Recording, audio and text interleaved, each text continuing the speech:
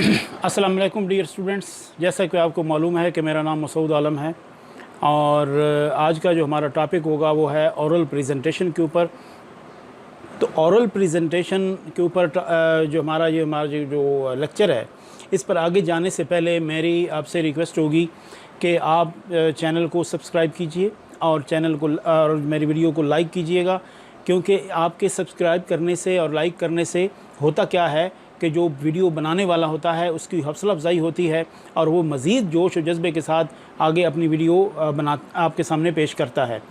क्योंकि वीडियो भी बनाने से पहले बाकायदा इसकी एक इसके ऊपर एक वर्क होता है, इसके ऊपर एक हार्ड वर्क होता है और इसी जो है इसके हार्डवर्क टास्क को लेके हम अपनी वीडियो आपके सामने लेके आते हैं। तो अब हम चलते हैं जी अपने आज का जो हमारा टॉपिक है ओरल प्रेजेंटेशन। तो देखते हैं जी कि ओरल प्रेजेंटेशन अगर है तो ये क्या चीज़ है, और फिर हम इसकी आगे टाइप्स भी देखेंगे कि ओरल प्रेजेंटेशन कितनी किस्म की होती है जी। चलिए जी स्टूडेंट्स, हम आपको लेके चलते हैं अपनी नेक्स्ट इसको हम डिफ़ाइन करते हैं कि ये क्या चीज़ है ओरल प्रेजेंटेशन। तो आपके सामने ये वर्ड आ गया है जी कि what is an oral presentation. ये ओरल प्रेजेंटेशन क्या चीज़ है? Oral presentation also known as public speaking और सिंपली प्रेजेंटेशन, यानी ओरल प्रेजेंटेशन का मतलब ये है कि आप कुछ लोगों के सामने आप खड़े होकर बात करते हो या बैठ के बात करते हो या सिंपली आप प्रेजेंटेशन देते हैं। यानी अपनी क्लास के अंदर अगर आपको कोई टॉपिक दे दिया गया है और आप उसके ऊपर उस टॉपिक को प्रेजेंट करते हो, तो इसको भी हम कह सकते हैं कि now the student is just delivering his oral presentation. This oral presentation is consist of an individual. This can be an individual, यानी one person can deliver his lecture or group verbally addressing an audience or a particular topic। तो होता क्या है कि एक student या एक बंदा खड़े होके अपनी बात करता है, अपने टॉपिक को समझाने की कोशिश करता है, और या मुख्तलिफ दो तीन जो स्टूडेंट्स हैं या दो तीन लोग वो वर्बली एड्रेस करते हैं ऑडियंस को और वो एक ख़ास टॉपिक के ऊपर बात करते हैं। जैसे हम कहते हैं कि जी ये 3 का एक ग्रुप है, तो 5-5 मिनट हम आपको देते हैं, तो आप इसके ऊपर इस टॉपिक के ऊपर 5 मिनट तमाम स्टूडेंट्स बात करेंगे। तो the aim of this is to educate, inform, entertain और प्रेजेंट एन आर्गूमेंट। हाँ जी, तो हमारे जहन में आ सकता है जी कि क्या मकसद है। देखने ना, दुनिया के अंदर कोई भी अगर हम कोई काम करते हैं तो उसका कोई ना कोई मकसद होता है। तो मकसद क्या है जी इसका, कि एजुकेट करना, लोगों को एजुकेट करना, या किसी चीज़ के बारे में इन्फॉर्म करना, या आप एंटरटेन करना चाह रहे हैं जी। आपको किसी ग्रुप को लोग बैठे हुए हैं, आप उनको हंसाना चाह रहे हो, तो यूँ भी हम कह सकते हैं कि this is also a type of oral presentation.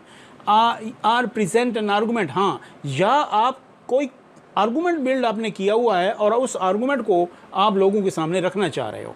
तो इस तरीके से इस डेफिनेशन के अंदर 2 चीज़ें खुल के सामने आ रही हैं कि what is an oral presentation and what is the objective of oral presentation. जी अब हम नेक्स्ट चलते हैं कि ओरल प्रेजेंटेशन की जो टाइप्स हैं वो क्या हैं। तो आपके सामने स्लाइड के ऊपर लिखा आ गया है जी कि types of oral presentation. Number 1 है एक्सटेम्पोरेनियस। इसके ऊपर पहले मैं आपके सामने ये कुछ टाइप्स रखता हूँ और फिर 1 बाय 1 इसके ऊपर हम डिस्कस कर लेंगे। आप परेशान नहीं होइएगा कि मैं आगे चल रहा हूँ और मैंने इसको एक्सप्लेन नहीं किया।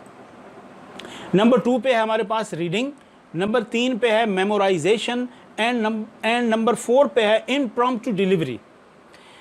अब हम आगे चलते, ये 4 पॉइंट्स हैं, जो 4 मेन टाइप्स हैं ना ओरल प्रेजेंटेशन की, ये मैं आपके सामने रख रहा हूँ। पहली है एक्सटेम्पोरेनियस, नंबर 2 पे है रीडिंग, नंबर 3 पे है मेमोराइजेशन और नंबर 4 पे है इम्प्रॉम्प्टू डिलीवरी।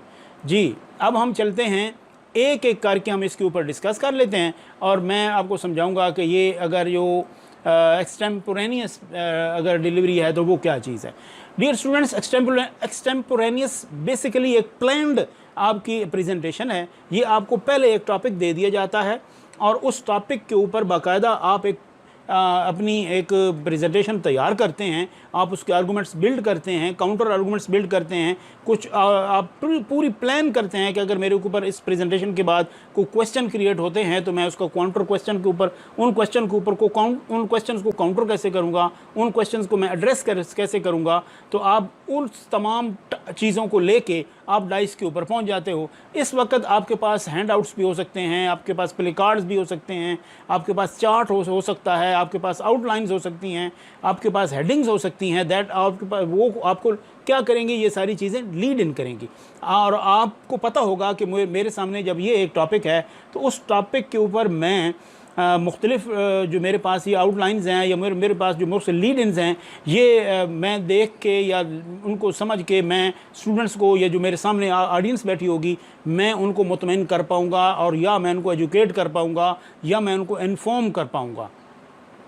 तो दोबारा मैं आपके सामने ये रख देता हूँ कि extemporaneous basically a planned presentation, it is a well prepared or well managed presentation, and the students or the presenter knows that he is going to discuss such a kind of topic before the certain audience.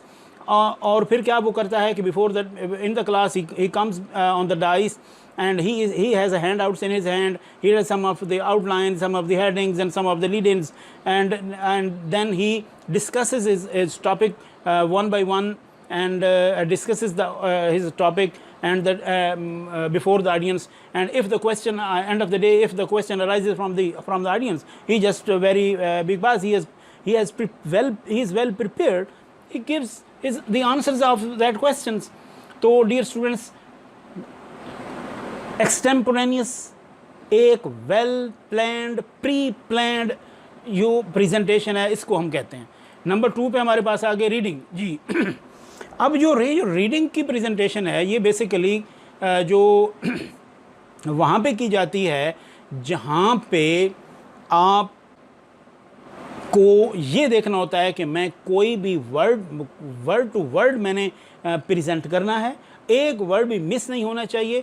इसको हम कह सकते हैं कि जब आप किसी भी बड़े फोरम के ऊपर, हमारे जो पॉलिटिकल जो पर्सनैलिटीज़ हैं जब बड़े फोरम के ऊपर जाते हैं तो वो रीड करते हैं, अब जो कुछ उनके सामने लिखा होता है उसको वो पढ़ते हैं।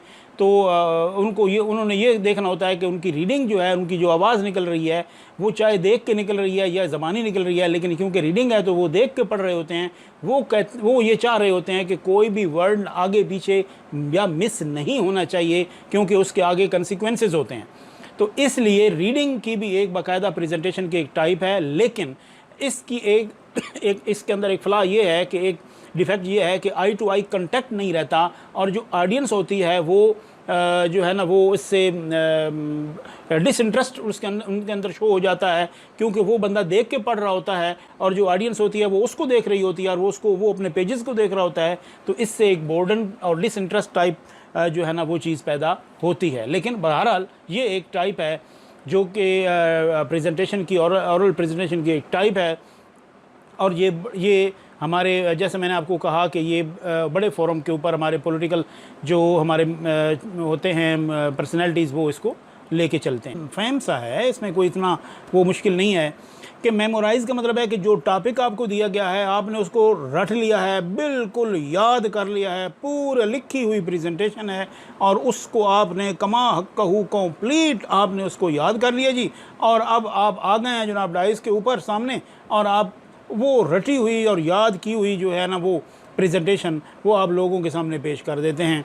तो इसके अंदर ये एक अच्छी प्रेजेंटेशन की एक एग्जांपल आप दे सकते हैं कि होती है, और जो स्पीकर बड़े कॉन्फिडेंस, इसके अंदर एक कॉन्फिडेंस होता है क्योंकि उस बंदे को पता होता है कि मुझे सारी प्रेजेंटेशन आती है। लेकिन इसके अंदर एक एहतमाल ये भी हो सकता है कि कभी आपका जो रटा है या आपने जो याद किया होता है वो कोई वर्ड बीच में से मिस होता है, तो आप वहाँ से जाते हैं जब फंस जाते हैं तो आपके पास क्योंकि कोई हैंड आउट नहीं होता, कोई चीज़ होती नहीं है, तो वहाँ पे आपकी प्रेजेंटेशन उसके अंदर डिस्टर्बेंस आ सकती है।